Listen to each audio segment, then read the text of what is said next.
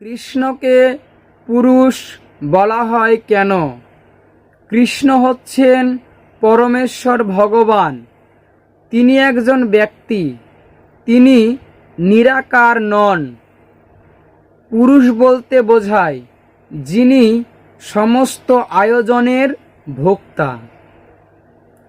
কৃষ্ণই সমগ্র বিশ্বের সমস্ত আয়োজনের মূল ভোক্তা। তিনি তার আনন্দ বর্ধনের জন্যই অনন্ত কোটি মহাবিশ্ব সৃষ্টি করেছেন। সমগ্র জীব জগৎ তার সেবক, তিনি একমাত্র সেব্য। শাস্ত্রে বলা হয়েছে জীবের স্বরূপ হয় নিত্য কৃষ্ণ দাস। সেই কথা ভুলে জীব যখন নিজে পুরুষ বা ভোক্তা হওয়ার বাসনা করে, তখনই দুঃখময় জড় ব্রহ্মাণ্ডে পতিত হয়।